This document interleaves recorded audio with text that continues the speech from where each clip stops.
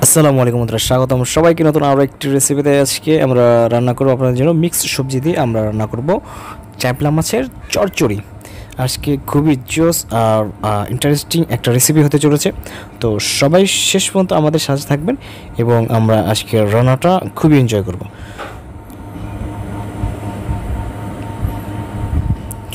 রান্নার প্রসেসটা আমরা শুরু করি। প্রথমে আমরা কড়াইটা গরম হয়ে গেলে এতে পরিমাণ মতো তেল দিয়ে আমরা দিয়ে দেব পেঁয়াজ কুচিটা হালকা নেড়ে চেড়ে আমরা এর ভিতরে পরিমাণ মতো লবণ দিয়ে দেব।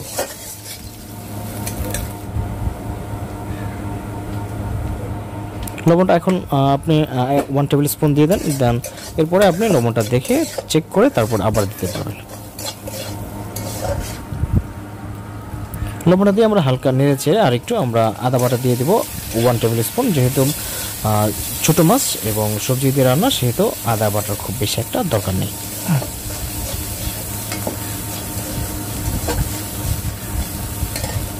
আদা বাটাটা একটু ভাজা হয়ে গেলে বা হালকা একটু কষানো হয়ে গেলে আমরা এতে দিয়ে দেবো পরিমাণ মতো পানি। এখানে পানির অংশটা একটু বেশি হয়ে গেছে, আপনি চাইলে আরেকটু কম দিতে পারেন, তাতে কষাতে সুবিধা হয়। মশলাটা কষাতে একটু সময় কম লাগে।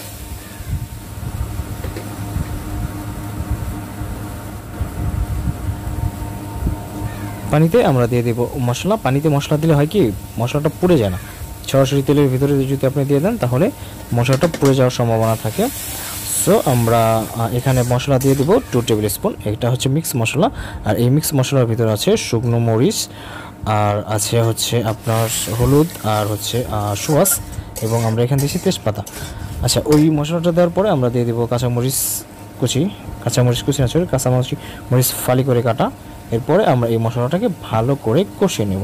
মশলা কষানো হয়ে গেছে কিনা এটা বোঝার সহজ একটি ট্রিক হচ্ছে, আপনার যখন মশলাটা কষানো হয়ে যাবে তখন তেলটা উপরে চলে আসবে, অর্থাৎ মশলা তেল ছেড়ে দেবে। যখন মশলাটা পরিপূর্ণভাবে কষানো হয়ে যাবে তখন এটাতে আমরা আগে থেকে কেটে রাখা সবজিগুলো দিয়ে দেব।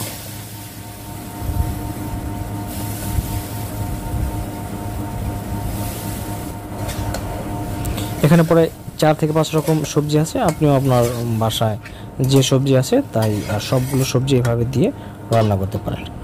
আচ্ছা, সবজিগুলি দিয়ে আমরা একটু মশলার সাথে ভালো করে নেড়ে মিক্স করে এটা ঢেকে দেবো 3 থেকে 4 মিনিটের জন্য। 3 থেকে 4 মিনিট পরে আমরা এটাকে খুলে আবার নেড়ে চেড়ে দেবো এবং এরপর আবার ঢেকে দেবো। এরকম 2 থেকে 3 বার আপনি ঢেকে দেবেন এবং খুলে আবার নেড়ে দেবেন। যখন আপনার মনে হবে হ্যাঁ মশলাটা সবজিটা সিদ্ধ হয়ে গেছে, তখন এতে আপনি পরিমাণ মতো পানি দিয়ে দেবেন।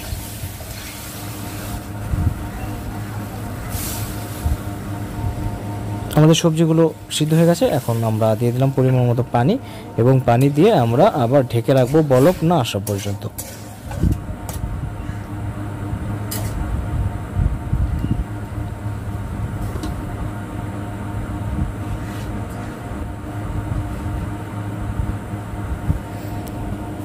দেখুন বলক চলে এসেছে।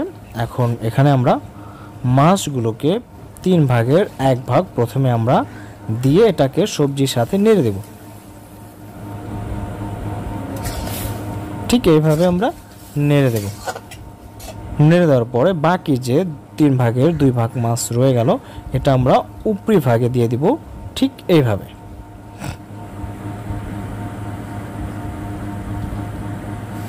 মাছগুলো দেওয়ার পরে আপনি আর এই যে আমাদের আজকের যে রান্নাটা এইটা আপনি চরচড়িটা আর নাড়তে পারবেন না। মাছটা এই মাছের এই পরিমাণটুকু উপরি ভাগে থাকবে। এভাবে মাছটা দিয়ে আমরা ঢেকে দেব আরও 3 থেকে 4 মিনিটের জন্য।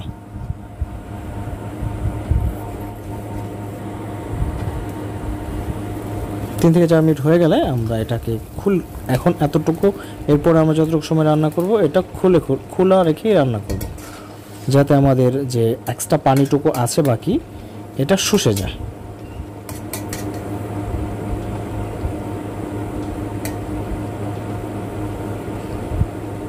এই অবস্থায় আপনি লবণটা অবশ্যই চেক করে নেবেন।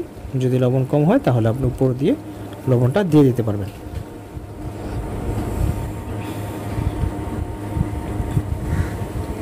সো এইভাবে আমরা বেশ কিছুক্ষণ রান্না করতে থাকবো। আর রান্নার পর্যায়ে আমরা ধনিয়া পাতা দিয়ে দেবো। ধনিয়া পাতা দিয়ে আমরা আর একটু ক্ষণ রান্না করব যাতে পানিটা অবশিষ্ট না থাকে। আপনি যদি চরচড়ি একেবারে পোড়া পোড়া পছন্দ করেন তাহলে আরও একটু সময় রাখবেন, আর যদি আপনি একটু স্যাঁতস্যাঁতে বা একটু ড্রাই পছন্দ না করেন, একটু স্যাঁতস্যাঁতে পছন্দ করেন বা একটু ভেজা ভেজা পছন্দ করেন, তাহলে আপনি এই অবস্থায় উঠিয়ে নিতে পারেন। তো আমাদের চরচড়ি অলমোস্ট ফিনিশিং পর্যায়ে চলে এসেছে। তো আপনিও বাসায় এভাবে রান্না করতে পারেন। আর সবজি দিয়ে চাপলা মাছের চরচড়িটা খেতে ভালোই লাগে। সো আপনিও বাসায় ঠিক এইভাবে বা এই রেসিপিটা ফলো করে রান্না করতে পারেন।